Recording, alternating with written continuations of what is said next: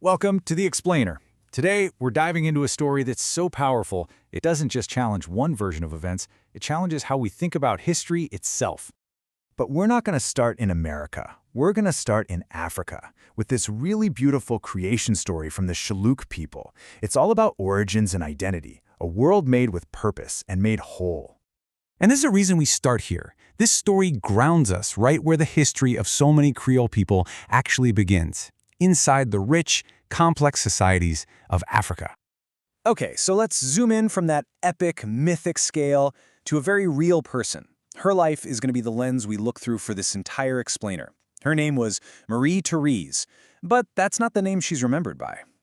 She was called Coincoin. And you know, that name isn't just a nickname. It's believed to be the phonetic version of Ko-Kwe, a name from the Iwi people in West Africa, given specifically to a second-born daughter.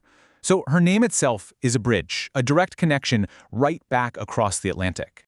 And her life? Well, it was absolutely extraordinary. She was born into slavery in Louisiana, but the story goes that she used her knowledge of traditional African healing to cure her mistress.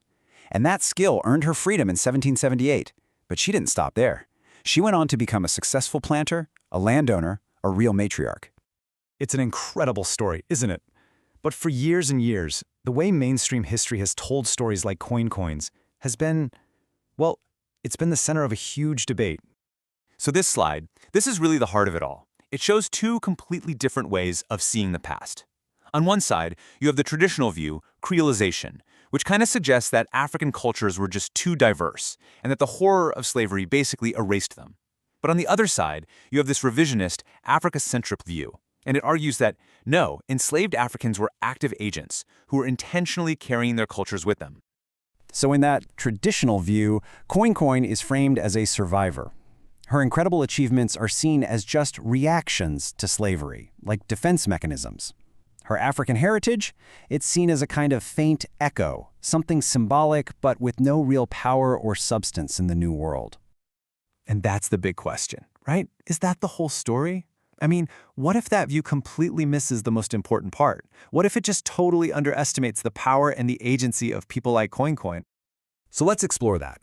Let's see how this other revisionist perspective paints a totally different picture. One that sees enslaved Africans not as passive victims, but as people who actively shape their own worlds, even under the most brutal conditions imaginable. See, this view argues that these communities were incredibly successful at building a world on their own terms. They weren't just reacting to what was done to them. They were creating. They were building a new society that drew directly from the African cultures they knew. This is a perfect illustration of that point. These are the words of Olaudah Equiano from way back in the 18th century. He's describing the complex, sophisticated Igbo religious world that he came from. This wasn't some primitive superstition that could be easily erased. It was a deep worldview, and it crossed the Atlantic with him and with millions of other people. And you see this agency everywhere when you start looking for it.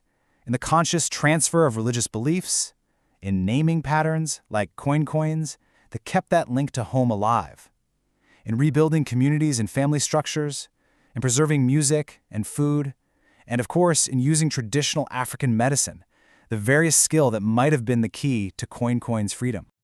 So, if we accept this new perspective, this idea of active cultural transfer, that has huge implications. What does it actually mean for how we study the past from now on? Well, it means we need a fundamental shift. The source material basically calls for correcting the deep-seated Eurocentrism in historical studies. It's about treating the African diaspora with the exact same historical weight and seriousness as the European diaspora.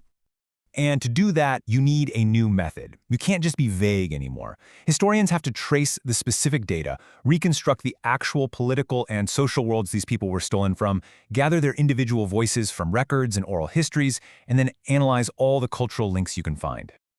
And what's really amazing is the scale of what's being proposed here. This isn't a job for just one person. It's going to take a massive, worldwide collaboration of experts in African, European, and American history all working together to piece this global story back together. And the takeaway here, it's incredibly powerful. This reframes everything. It means we stop seeing enslaved people as just a racial group and start seeing them as a displaced immigrant population. A population that, just like other immigrant groups, actively and intentionally work to rebuild their culture and identity in a new and incredibly hostile world. The story of Coincoin, in the end, is so much more than the story of just one woman. It's a key that can unlock an entirely new way of seeing our past, and it leaves us with this one profound question. If a story this powerful could be sidelined for so long, how many other histories are out there just waiting for us to rewrite them?